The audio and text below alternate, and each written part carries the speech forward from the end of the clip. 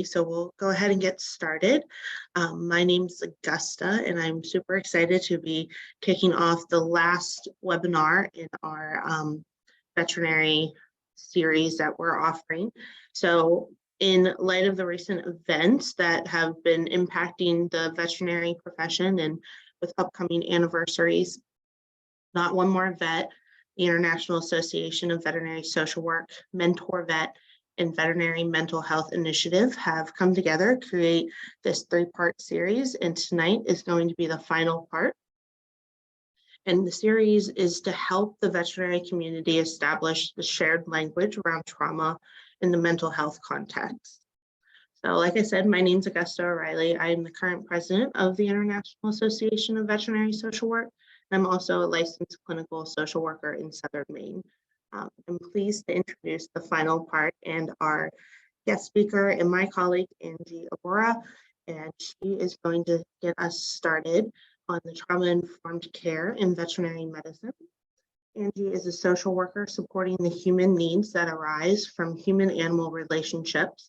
She specializes in veterinary well-being, pet loss support, and equality issues within the veterinary medicine.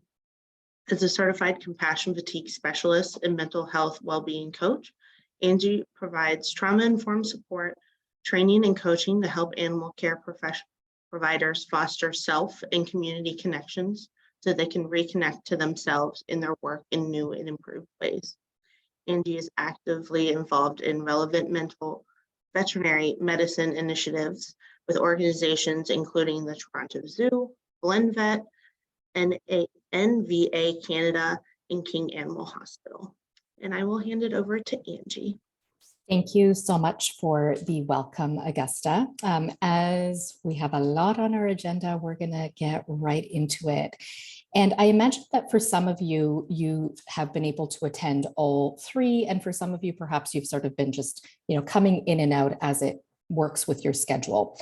So just to give a little bit of context, in the first part of the webinar series, this is where there was a bit of shared language around trauma so that we all kind of came into this discussion, having that shared perspective on what is trauma, how does it impact us, especially in light of much of what VetMed is currently experiencing.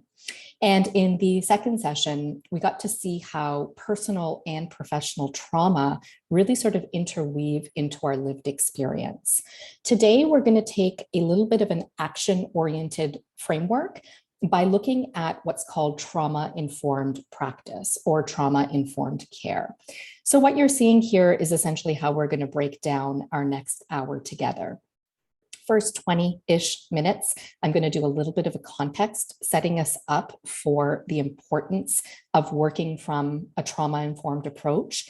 And then in the second half, we're going to start to look at some real concrete examples that practices may start to want to integrate into how they are operating. A few sort of housekeeping pieces before we get into it.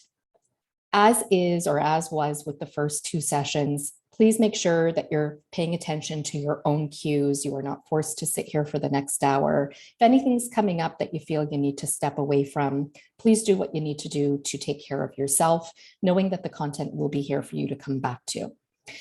The second piece, I'm hoping that our discussion and content today is going to demystify some of this kind of buzzword language around what it means to be trauma-informed. It's becoming more widely used as a framework to practice for good reason. We're going to try to simplify what some of the core principles are from that. What you are going to start to see is that some of what we're talking about as trauma-informed principles and practices may be things that your hospital or your practice is already doing. And if that is the case, then let this just be some validation.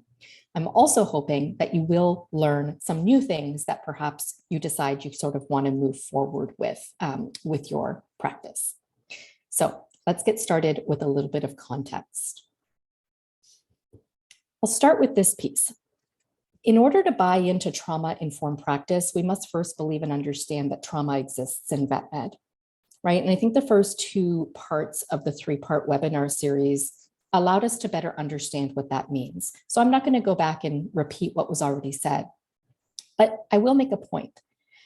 As a social worker who practices with trauma-informed principles, and I've been talking about trauma in veterinary medicine for a long time, there has not been the readiness to call the lived experiences that people have trauma.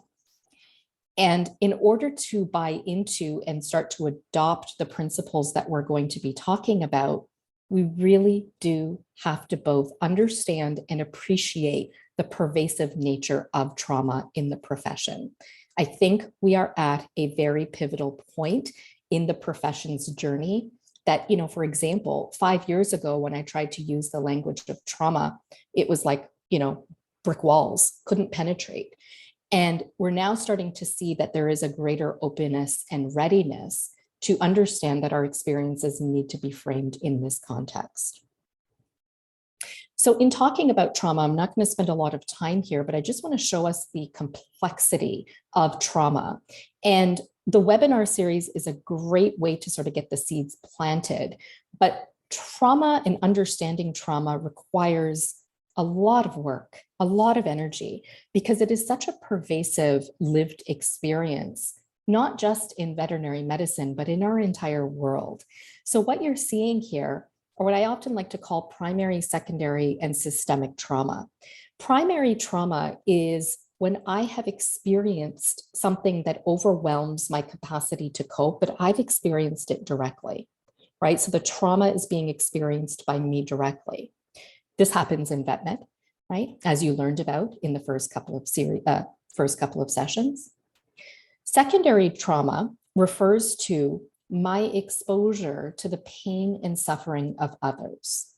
And so if we think about veterinary medicine, what we know is that veterinary professionals are in a very unique position of being exposed to the trauma of both, well, actually, I would say 3 layers.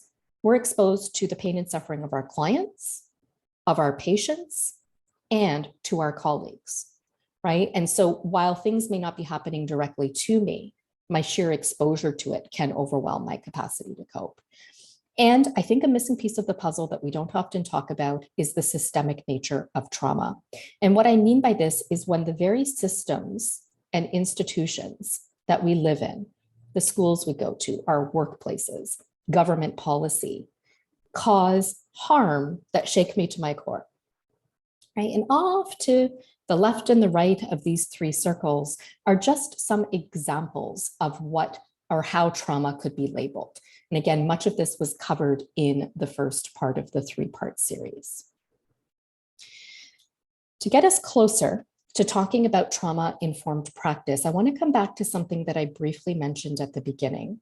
There is still this resistance to use the language of trauma to reflect the lived experiences of many in the profession. And so just some quotes to contextualize this.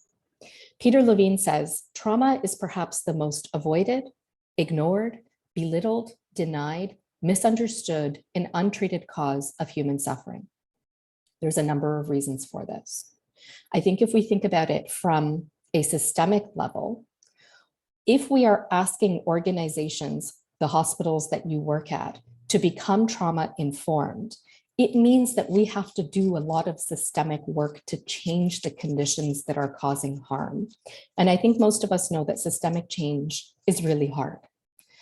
But at a more micro-personal level, I'll take us to Dr. Gabor Mate's quote, which is, trauma is not what happens to you. It's what happens inside of you as a result of what happens to you. This is probably one of my favorite quotes on trauma, because what happens here is it shows us that our responses to trauma are highly internalized. It affects my body at the cellular level. People can't see that, right? What they will see is that perhaps I'm calling in sick more because my digestive system is off, insomnia, headaches, all those kind of chronic stress responses, but that lives inside of my body. Trauma lives inside of my emotions, right? And so when you put your body and your emotions together and my thoughts, that all then influences how I behave. Without a trauma-informed lens, what we see in the workplace is we start labeling people's behaviors as bad, as disrespectful, as opposed to understanding that people's behaviors are as a result of the trauma that lives inside of them. right? So this is yet another reason why it's so hard to talk about trauma, because it is such an internalized experience. And as most of us know, talking about our internal experiences in vet med, we're slowly starting to open that door up, but we're not fully there. The third quote, which I think adds yet another layer to why it is so hard to talk about trauma, let alone trauma-informed practice in vet med, is that trauma is a psychological dimension of oppression.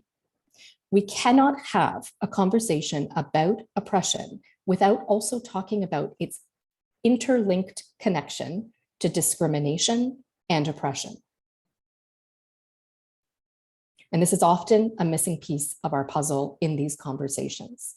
We have to look at things like racism, heterosexism, ableism, classism, right? This all interweaves into how we experience trauma. The problem is we don't often view oppression from a trauma lens, so that these parts of the conversation are often very conveniently left out. I will be integrating this when we start to look at practices moving forward. And finally, a quote from Stephanie Fu. We think our sadness is personal, pervasive, and permanent. Personal in that we have caused the problems that we face, pervasive in that our entire life is defined by our failings, and permanent in that sadness will last forever. This is what I see in a lot of the folks that I support in vet med, although I think it's safe to bet that this is happening to folks outside of the profession as well. When we don't know how to move through our trauma, how to heal from our trauma, both at an individual and organizational level, it is very easy to fall into this kind of place of what she talks about, that this feels permanent. It feels like things will never change, things will never get better. I want to instill some hope throughout our conversation that it is small things, but a bunch of small things that we can start to do differently that will shape and improve our working conditions. Before I get to the hopeful part, just a couple more pieces here. It is really important to look at veterinary medicine as a microcosm of the larger world that we live in, right? So the world we live in, unfortunately, does create and cause harm. Yes, there are certain types and examples of trauma that are pure accidental, right? That nobody has any control over. But in a lot of instances, trauma is created. It's created by the failings of our systems, the failings of our workplaces. And so if we think about that at a global level, it is no wonder that every single profession is struggling with this right now. It just means that every single profession has its own nuances for how it's experienced. So getting a little bit more specific here now into the workplace, that is really going to be much of the focus of our conversation this evening. Workplace trauma is a reflection of systemic failure rather than a sum of isolated incidents. Okay, and this is the thing, the way that we view trauma is going to shape the way that we understand this. Many people have come to be sort of conditioned to think about trauma as these individual isolated events, right? And so we can have something traumatic happen within our profession and it's viewed as this one event. But that's not a helpful frame, because we need to be able to look at the totality of how harm is being caused so that we can learn how to create safer workplaces. And I will say that I am a strong believer that the workplaces that we spend much of our lives in have a responsibility to foster deeper safety. So workplaces do need to address the root causes and impacts of trauma instead of reducing it to something one should just accept and endure. And those two words there, accept and endure. This is how the profession has been surviving for a long time. And I'm happy to say, I think we are at the cusp of a really big transformation. So if we think about the type of work that needs to happen in order to allow us to process the impacts of trauma, we can think about this at an individual and an organizational level. And both are important, right? Depending on my experiences with trauma, I'm going to have to maneuver that personal, internalized experience in my own way, as will you, as will the next person. And what that can involve for some folks is seeking professional support, like therapy, like addressing unresolved grief based off of different losses throughout my life, as well as building capacity. And one key piece here, which we're not going to touch on tonight, but if folks are interested, I would highly recommend looking into nervous system regulation as an individual way to process our own trauma. And when we're talking about individually processing trauma, it doesn't necessarily mean that we have to go back and recite and relive traumatic events in our life. More often than not, what we are doing in therapy is we're paying attention to the patterns that have developed in your life as a result of traumatic experiences, right? So we're often looking at things like maladaptive responses, the way in which we cope, different thought patterns that have been created as a result of past trauma. So in tonight's session, we're not going to be focusing on the individual. What we're going to be focusing on is more the team and the hospital environment. And so I'd like to just break this down really quickly into what I believe to be, a couple of different layers to trauma work within veterinary medicine. One is acute. And acute, we all kind of know what that means, like something happens and we need an immediate response. So if there are things like acute trauma in the workplace where there have been specific incidents, what we know from the research is that it is incredibly important to respond quickly. So, do we have, for example, policies around critical incident debriefing? For example, let's say that there is a very traumatic patient death in our hospital. How do we handle that? Right? Do we sort of leave it to chance that perhaps I have somebody who I can speak with about what happened? Or does my hospital actually have a practice or a policy in place saying within 24 to 48 hours, we will hold a critical incident debriefing meeting, and this is what we're going to talk about, right? And for anyone that is interested in exploring this further, I'd be happy to chat around a framework that you can use to process critical incidents. The key here in critical incident debriefing is you want to get everybody on the same page as quickly as possible, because the last thing that we want to see happen is that something traumatic or harmful happens and everybody is left to interpret that experience on their own. We're then left to our own devices to fill in the blanks of what happened. So in critical incident debriefing, the most fundamental piece that we start with is we get the facts straight. What happened? We all need to be on the same page with our knowledge. It is only from that shared place that we can start to figure out what to do next.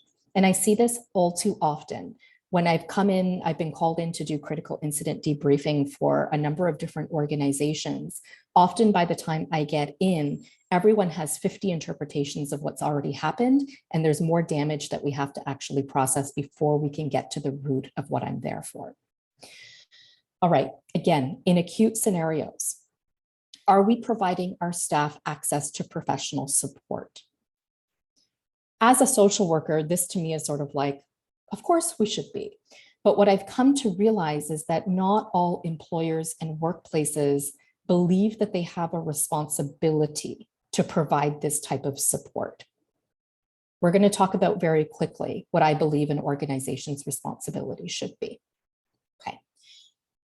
Still in the acute phase, do we have opportunities for collective healing? So for example, grieving practices, mourning practices that may be helpful for us to come together on, like holding a memorial, etc.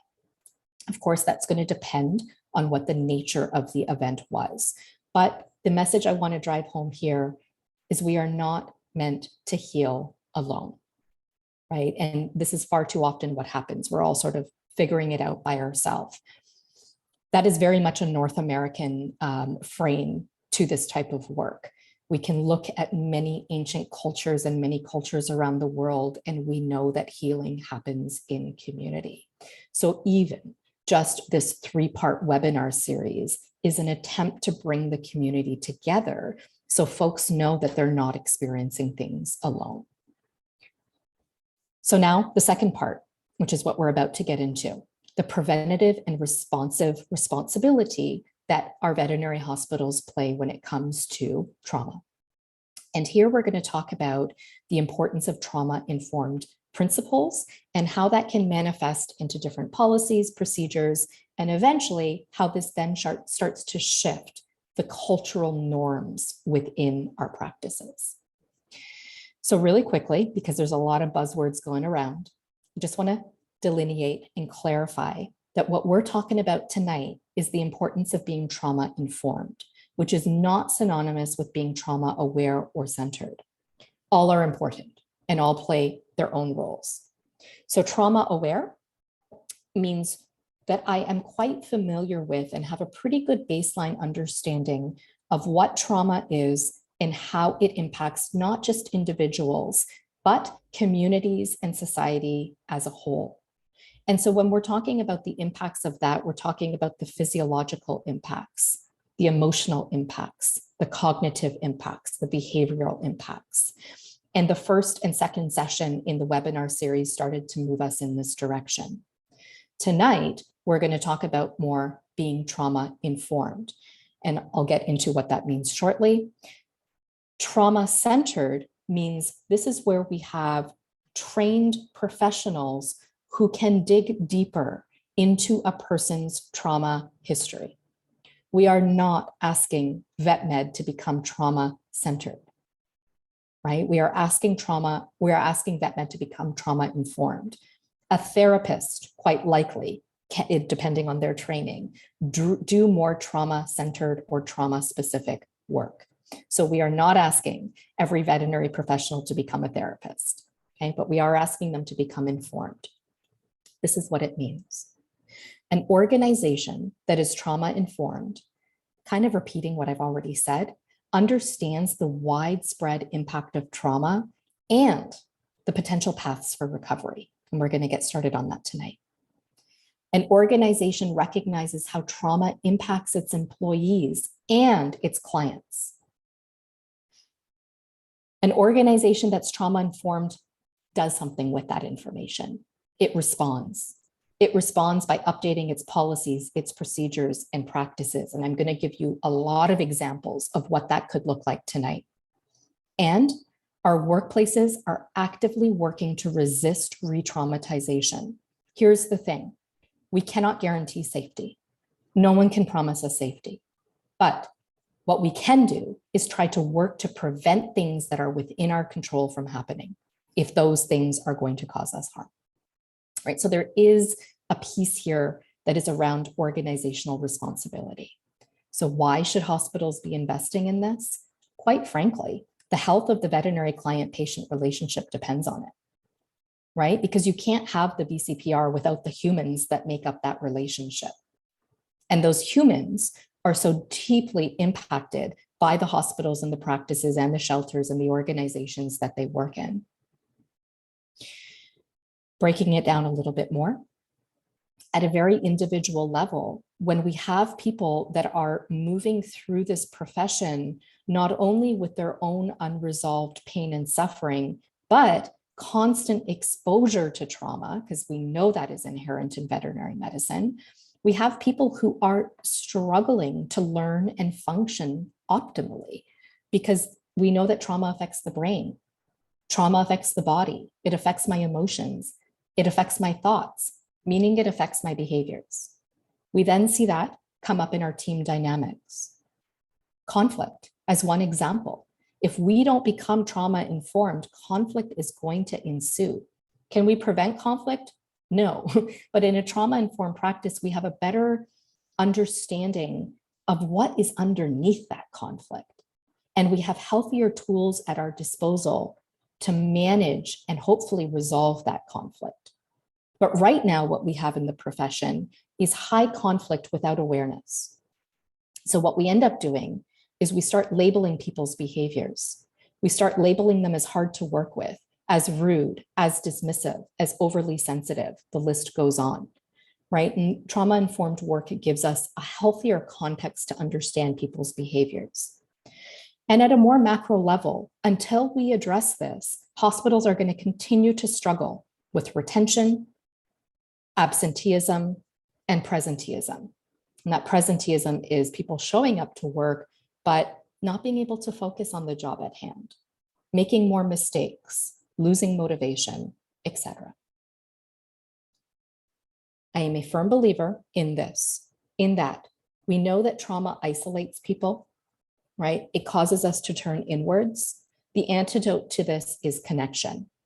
And as we move through the principles of trauma-informed practice, I want you to keep remembering that word, connection, because every single principle in trauma-informed practice is trying to foster deeper connection, both like to myself, to my colleagues, and to my workplace. So let's get into the second half, which is, what does all of this mean? I'll give you a moment just to take a look at these six key principles of trauma-informed practice. Depending on which organization you talk to and which individual you talk to, these principles may come up in different words. This is my frame that I have adapted from another source. We're going to look at safety, inclusion, trust and transparency, the importance of peer support, collaboration, and empowerment. What you are seeing here is we're not digging into anyone's trauma. We're trying to create safer and more connected workplaces. This is important for people to feel safer. All right, so by understanding trauma, what we are doing is we're creating conditions that are more conducive to greater safety, as I just mentioned. We want people in our hospitals to have more agency and control. That is important, particularly for folks who have a history of trauma. And ultimately, don't we all just want to experience a deeper sense of belonging, right? And this increases our capacity to prevent suffering and respond better should it occur. I said this before, and I'm going to say it again. We cannot 100% prevent suffering. And so a trauma-informed practice recognizes that. So we're going to try to be preventative, but we're also going to be responsive, right? That if things don't go well, we know how to step in and try to heal. The very first principle is that of safety. And it is important to recognize that all of the principles are very interwoven. So we can talk about empowerment and inclusion, and safety is still going to come up. This is one of my favorite definitions of what safety means. For many of us, because we are often quite hypervigilant and on guard when it comes to trauma, we often perceive safety to mean the absence of a threat. So just like, as long as nothing bad happens to me, then I'm safe. But a deeper definition of safety is the presence of connection, right? To me, absence of threat simply means survival, but a presence of connection is much more thriving. And this is what we want to get towards within our practices. So the principle of safety in trauma-informed work says that clients and veterinary professionals experience psychological, emotional, and physical safety. We could spend a few hours just breaking those three parts of safety down. So what I want to just sort of put out there is, in our next half an hour, I am simply planting seeds. I want you to sit with, jot down some notes of, like, what are we currently doing? What could we be doing differently?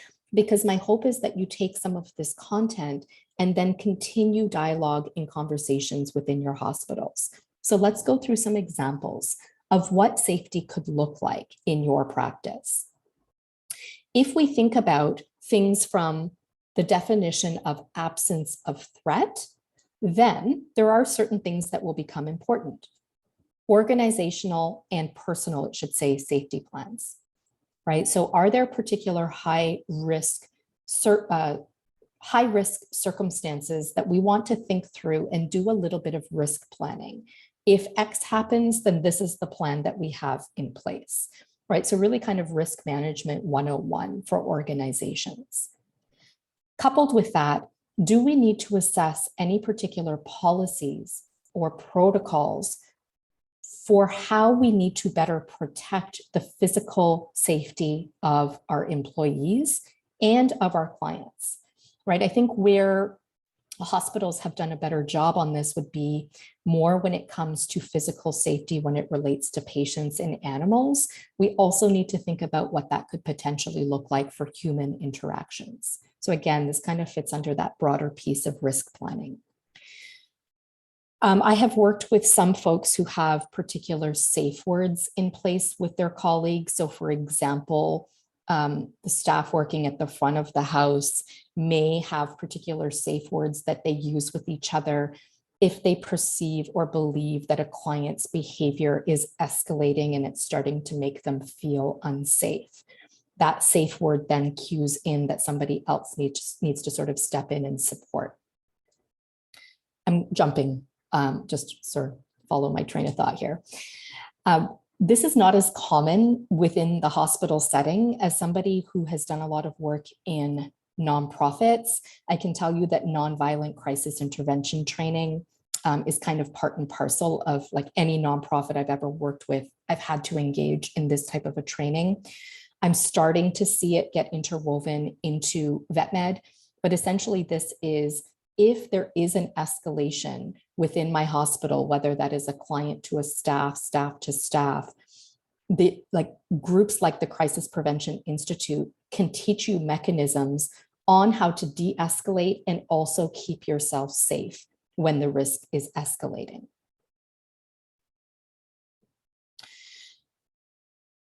A little bit broader, not just the absence of threat, but now we're getting more into like the psychological and emotional safety. Thinking about, when somebody steps foot into your hospital for the first time, what are the cues that they are feeling and observing that show them that this is a safe environment, that they are welcomed and they belong? These are kind of like the subtle things. A very overt example would be if I walked into a hospital and I saw that they had somebody sitting at the front desk who's welcoming me with a smile.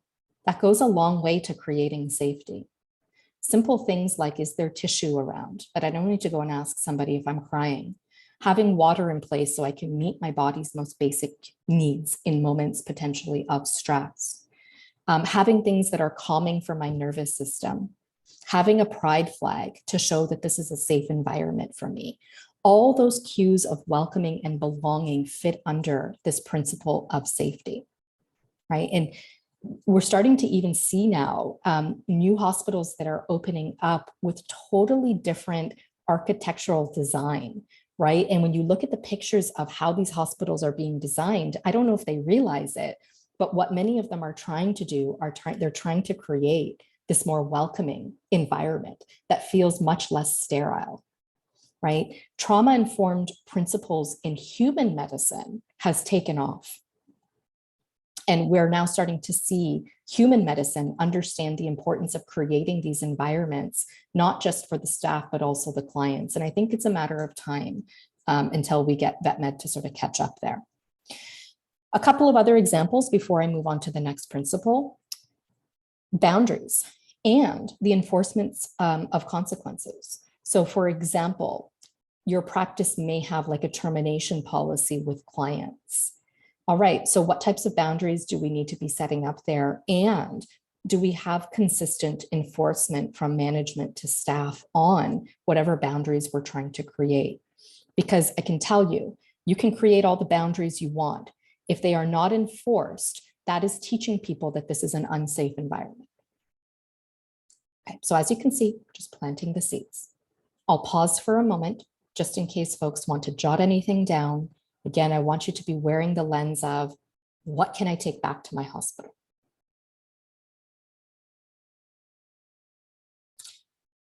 Let's move to inclusion. Again, these are not separate, but for the point of discussion, I sort of have to talk about them separately.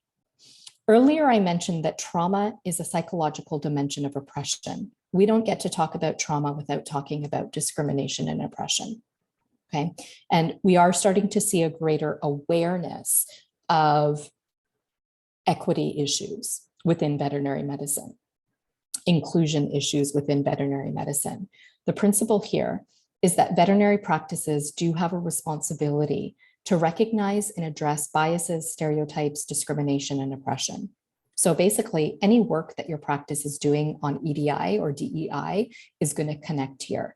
And I hope it goes without saying, and perhaps it does need to be stated, that veterinary medicine is not safe for everyone, right? We do have deep-rooted issues of many forms of oppression. It should come as no surprise, unfortunately, because again, remember, this profession is a microcosm of the larger world. There isn't a single profession that is fully inclusive, right? We're all struggling with this. I just think that right now, VetMed is grappling with, do we have a responsibility here? I'm here to say, yes, we do, because we cannot have a trauma-informed workplace without addressing it. All right, so what are some practical things that we can start to do? I hear this from folks often, that if something discriminatory has happened, there needs to be prompt, safe, and informed responses to discrimination, harassment, and oppression, right? We don't get to wait on this. One of the concerning things that I hear from some folks that I've spoken with in the profession is that there are no clear, for example, anti-harassment or anti-discriminatory policies within their practice. And even if there is there a complaints process that I know I can follow? And does it feel safe to actually exercise that, right? And here is where we need this cultural shift within our practices to make it safe for people to talk about events that have threatened their very safety. I firmly believe that every single veterinary practice, not just the profession, but every hospital needs its own EDI strategy. Throwing a training at it here and there is not going to move the needle in any type of substantial way, right? For example, organizations like BlendVet can work with your hospital to do even like a culture assessment, like an organizational culture assessment, to see where are your strengths, where are there some gaps, and what do we need to start doing differently to make this more of an equitable and inclusive workplace. There is a dire need for continued learning and unlearning of how discrimination and oppression shows up in veterinary medicine. It's a highly colonized profession. And for example, the ways in which different communities hold relationships with animals will impact the way that they access care. One organization that you may want to look up that is really, I believe, moving the needle here is Save Res Dogs. So I'm going to sort of like interject some sources in case people want to dig more. I've talked a little bit about BlendVet already, but they are the first of its kind organization in the profession that is aiming towards supporting practices to become certified in having basic knowledge and tools around how to become more inclusive. As I just mentioned, access to care issues are fundamental to inclusion. And so I've listed here a couple of organizations that you may want to look up to see how you can support. And then finally, you as an individual, you as a practice, there are so many ways to get involved in different types of systemic advocacy within the profession. I mean, when I started out as a veterinary social worker back in 2004, it's been a while, these organizations didn't exist. Or at least I shouldn't say that for sure. I think many of them did not exist. The fact that they now do shows us that there is a substantial amount of change and a deep desire to start to do things differently. Okay, let's move on to our third principle.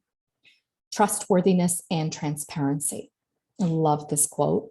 Transparency doesn't mean that we have to share every detail. Transparency means providing the context for the decisions we make. You might look at this and think, what does this have to do with trauma? Well, when we are operating in response to trauma, unresolved trauma, when we don't have context, we feel very out of sorts. We feel out of control. We start making up stories in our own minds about why decisions are being made. Blame can start to kick in. And practices can resolve this by shifting the way that they communicate and collaborate with their employees. So what does this principle actually mean? Veterinary practices make decisions with transparency with the goal of building and maintaining trust. This is where we now have to start to look at our hierarchical decision-making structures. And while that may not ever be fully able to go away, how do we start to kind of unpack that so that it's not so rigid that we have folks up here and folks down here, and access to information within our own workplace is so divided? Like, we see this all the time, right, in the profession. With greater transparency and greater trust, clients and veterinary professionals start to feel like they have more choice, more control, more agency. And part of this process is ensuring that both clients and all the people working within the practice are informed of their rights and responsibilities. Okay, so what are some practical ways that this could manifest in your hospital? What is the onboarding process like for any new staff? This is a really great opportunity to set the tone to ensure that when staff are coming on board, they know what their rights are. They know what their responsibilities are. They know how communication happens. They know how decisions or the results of decisions are communicated throughout the organization. Repeating a little bit of what was in that quote, what we really want to be thinking about, does everybody know the why behind important decisions? We can think about this even just in terms of the veterinary client relationship, right? So when you're talking about treatment options, clients need to understand why you're recommending what you are. That's going to create greater buy-in. It's also going to avoid and prevent a lot of miscommunication. Well, let's take that from the micro level and apply it to our organizations. It's the same concept. You may not always agree with the decisions that are being made. That's a different story. But I think most of us can probably agree that at least if I know the why, I can settle with it just a little bit better. All right, another example here. Are there particular communication gaps within our team that we need to be addressing? This is not necessarily just between management and medical staff, or management and frontline staff. It can even be people within the same teams, people within the same departments, people within the same roles, right? Like if we think about shift work, for example, that becomes a really prime opportunity for miscommunication to happen. So what are we putting in place to, again, ensure folks are all somewhat along the same page? I'm not going to go into this today. There's just not enough time. But I think an example of what trustworthiness can look like, especially in the veterinary client relationship, is this idea of contextualized care. So we sort of are moving from this idea of the gold standard of practice to spectrum of care, now to contextualized care. And this, again, really starts to create a lot of buy-in and trust and shared decision-making with our medical staff and the clients. Ruth Serlin is a great person to look up here, and her work really, like, she's done some peer-reviewed stuff on contextualized care. Would highly recommend it. Okay, I'm going to move forward now. We're now into our fourth principle, which is peer support. I'm going to suggest, at least this is from my own personal anecdotal experience, that this is an area that VetMed is doing a lot better in. And I'll show you some examples as to why I think that's the case. But I'm going to start with something that I say over and over again. I believe that we each fundamentally have an innate need to be seen, heard, and understood. Right? And we could probably add things onto that, to be valued, to respected, etc. But really at the most basic level, do you see me? Do you hear me? Do you understand me? When that's in place, we can usually tackle a lot of what's in front of us. So peer support is pretty much what it sounds like, right? As peers, we're coming together to support each other. Do we have opportunities to engage with our colleagues? Here it says to process the impacts of trauma. It doesn't always have to be that big. It can even just be to connect, right? To debrief, to promote social connection. And this is where embedding, if we're thinking about it more directly within the hospital or practice setting, debriefing, like regular, consistent debriefing. For those of you that are fortunate to have veterinary social workers embedded in your teams, you probably have seen that they've been able to sort of come in and support with this. If you don't have an embedded VSW, please feel free to reach out and I can share with you a really simple frame on how you can start to improve your debriefing conversations within your hospital settings. Sometimes it's in response to crisis, but what I often recommend is that this is just part and parcel of how we are communicating.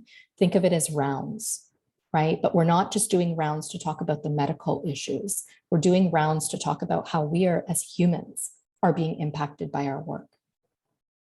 Team building opportunities, I think that goes without saying, but I just want to mention some more formalized opportunities that we now have embedded in the profession. Mentorship, right? We're now seeing way more options for formalized mentorship, whether that's through groups like Possibilities that is more specifically designed for those that are not as represented in the profession and are looking for mentorship from people that have similar identities to them, to MentorVet, to the Veterinary Mentorship Manual that was recently created by Dr. Boatwright, right? These are all really great examples of how we can start to build these peer-to-peer support models. And of course, if we think of groups like Not One More Vet, I mean, perhaps I need to be corrected on this, but my understanding is that it sort of birthed out of this peer support model, right? That veterinary professionals, veterinarians, understand the lived realities of other veterinarians. So let's now start to create systems and practices to be able to better support each other. Okay. On to our fifth principle. Collaborations.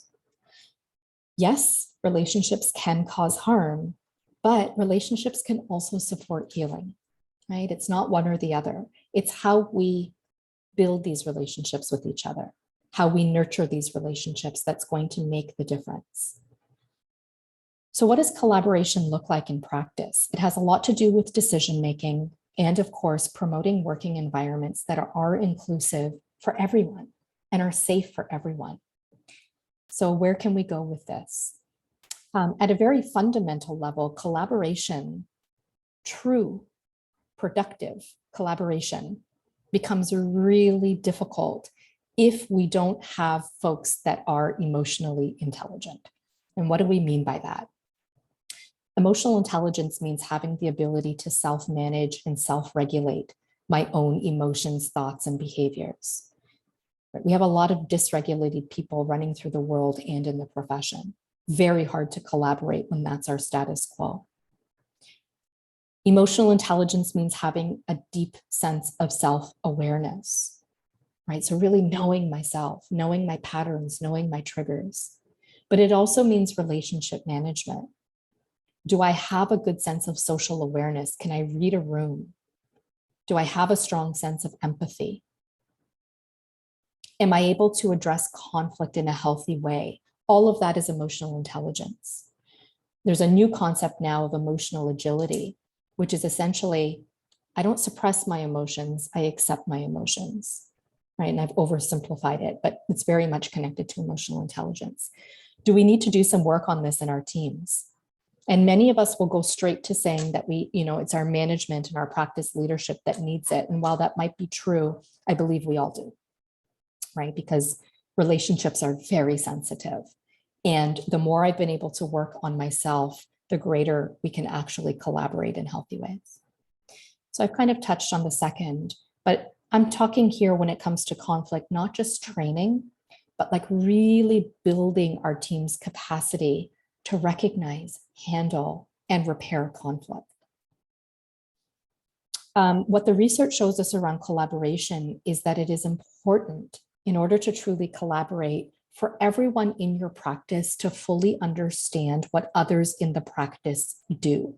This is where things like job shadowing can become really important, right? So for example, does the tech fully understand the full scope of what reception and front desk need to do?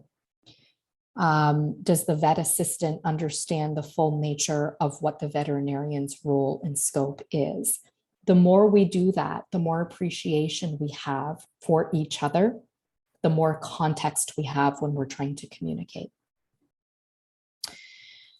And it's not just the roles and responsibilities Like, do we also understand the stressors of our colleagues and the things that bring them joy? Okay.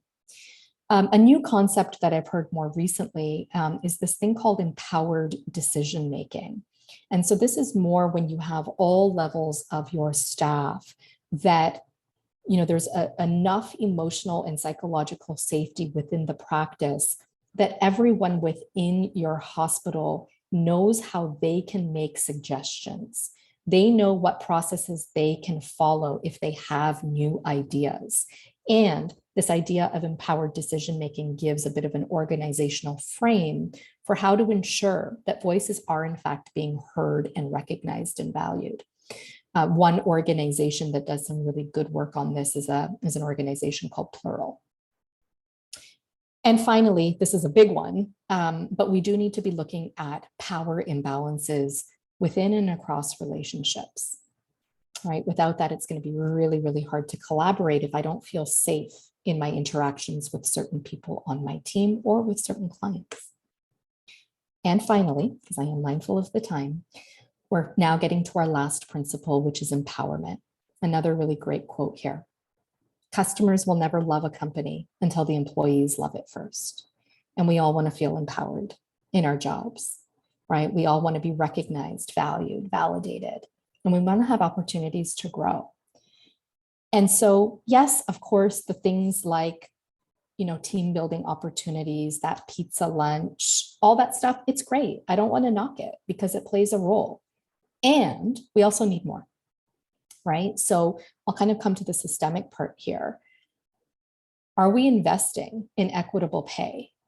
Are we really addressing poor working conditions that are causing harm?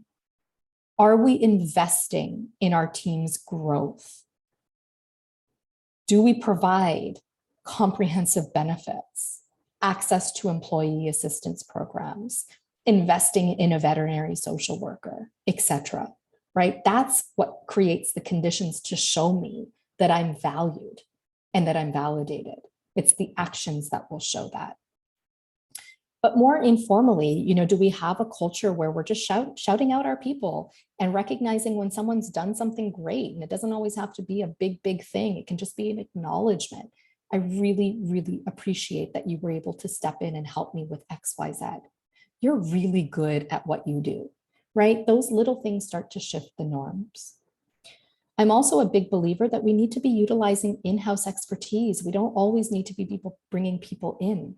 There is such a wealth of experience and knowledge within your team. Let's start to do some shared learning opportunities. So we went through that really quickly, but what I'm hoping to show is that becoming trauma-informed is often a collection of small adjustments that begin to shift organizational culture. That's obviously not my quote, but I love it. Because what you're seeing in the 6 principles, it's the little things that we are doing on a daily basis that are going to create a deeper sense of safety, belonging, and connection for folks in the profession. So some potential next steps. Continued learning, right? The webinar series is great, but we need to do more, right? So think about ways in which we perhaps need to continue to learn about trauma and a trauma-informed workplace. This is just to plant the seeds. Invite speakers to educate your team. And I would encourage, if you're feeling like there is some momentum, think about adopting trauma-informed principles and practices strategically. While something is better than nothing, if we can look at our organization as a whole with all 6 of those principles and map out plans for how we're going to do it, that, in my opinion, is far, far better. And in these instances, you may want to even think about bringing in someone like a consultant to support the development of this, because this work is not easy to do alone. A couple of resources for you. I'll start with the Vancouver Humane Society. They have a few, I believe they are free, trainings that will kind of continue this dialogue around what a trauma-informed and culturally safe workplace looks like, etc. So I'll leave you with their link there. And this is kind of my go-to guide when I am working with practices on developing trauma-informed practices. Really, really, really great guide that builds off of some of what I shared today. If folks are interested, I am in the process right now of building out a much longer training program for hospitals that are interested in implementing these principles in much more of a holistic way. You're welcome to visit my website and get onto my list, and then you would be notified of when that comes out. But if that's not of interest, and it doesn't need to be, you are more than welcome to stay in touch. I post a lot of stuff on Instagram. You're welcome to follow me there. And I say this always, this is stuff that fuels me. So if there is anybody that, is still sitting with some questions or wants to talk through any of this further, please feel free to reach out. And that brings me to the end.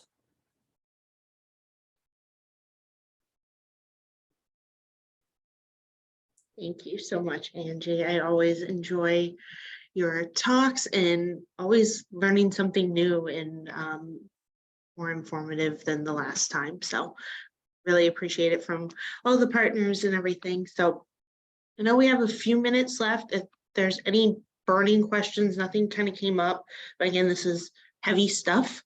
And sometimes as you digest it over the next 24, 48 hours, questions come up. Angie did say that she is open for communication. And these will be recorded too. So you can go back, think of some questions or topics for discussion. So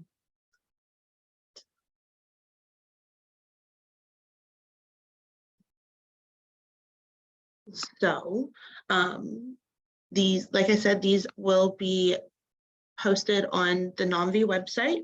The other two are also still up there. They'll be posted relatively shortly after this. And it's a big thanks to also all of our speakers, but also Cordalis. They are funding this so that it can be readily available to the vet community. A lot of good support out there right now. So Thank you, Augusta, and thanks everyone.